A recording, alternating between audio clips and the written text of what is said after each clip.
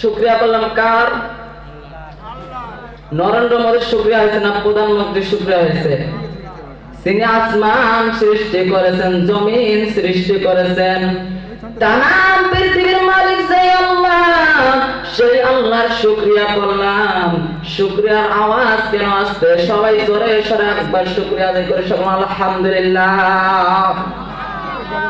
আল্লাহ তাআলা রব্বুল আলামিন কোরআনে কারীমের মধ্যে জানিয়ে দিয়েছেন, লা ইন শাকারতুম লা আযীদান্নাকুম ওয়া লা ইন কাফারতুম ইন্না আযাবি লাশাদীদ।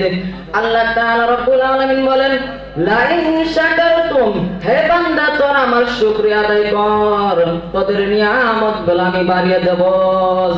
সুবহানাল্লাহ। আমার ভাইরা বন্ধুরা, আল্লাহর শুকরিয়া করলে আল্লাহ তাআলা রব্বুল আলামিন আমাদের কোন নিয়ামত বাড়িয়ে দেয়। আর যদি আল্লাহর শুকরিয়া না আদায় করি, লা আযীদান্নাকুম, আল্লাহ বলে তোরা আমার সাথে অহংকার দেখাইলি, ভাব দেখাইলি, ওয়ালা ইন কাফারতুম, তোদের কাফেরদের সাথে আমি অন্তর্ভুক্ত করে দিলাম। জোরে বলেন নাউযুবিল্লাহ। আমার ভাইরা বন্ধুরা, এই কোরআন কারীমের মধ্যে আল্লাহ তাআলা রব্বুল আলামিন স্পষ্ট ভাবে জানিয়ে দিয়েছেন, যারা আমার শুকরিয়া আদায় করে তাদের নিয়ামত বাড়িয়ে দেয়, যারা আমার শুকরিয়া আদায় না করে তাদের কাফেরদের সাথে অন্তর্ভুক্ত করে দেয়।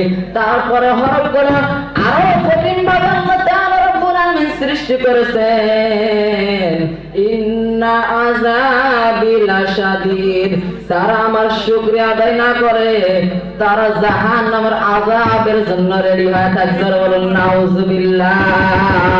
সেই আল্লাহ তাআলা রব্বুল আলামিন শুকরিয়া আদায় করলে যে আল্লাহ রব্বুল আলামিন খুশি হয়, সেই মহান আল্লাহর উপর আরেকবার শুকরিয়া আদায় করে সকল আলহামদুলিল্লাহ।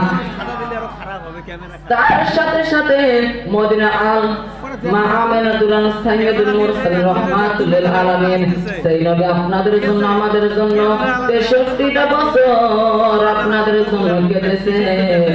রওজা শরীফের মধ্যে শুয়ে শুয়ে গুনাহগারের মধ্যে জন্য কাঁদে। রাহমাতুল লিল আলামিন যখন হাসরের ময়দানের মধ্যে উঠবে রে, নবীর গায়ের মধ্যে কাদা লেগে থাকবে। আল্লাহ তাআলা রব্বুল আলামিন ডাক বলবে, ও নবী, আপনার গায়ের মধ্যে কেন কাদা লেগে আছে? নবী ডাক দিয়ে বলবে, আল্লাহ গো, ওই মদিনা রওজা শরীফের মধ্যে শুয়ে শুয়ে গুনাহগার উম্মতের জন্য কেঁদেছি।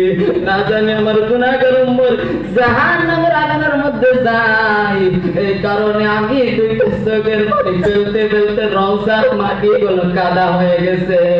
আপনাদের জন্য আমাদের জন্য কত মহব্বত করে। আজকে নবীর মজলিসের মধ্যে মানুষ নাই রে। নবী যদি শাফায়াত না করে আমরা জাহান্নামের মধ্যে চলে যাব। আজ নবীর মজলিসের মধ্যে মানুষ নাই, সেই নবী আমাদের জন্য আপনাদের জন্য কত কষ্ট করেছেন। সেই নবীর উপরে একবার প্রাণ করে সকল দরুদ পাঠ করে সকল সাল্লাল্লাহু আলাইহি ওয়াসাল্লাম। আরো জোরে বলে সাল্লাল্লাহু আলাইহি ওয়াসাল্লাম।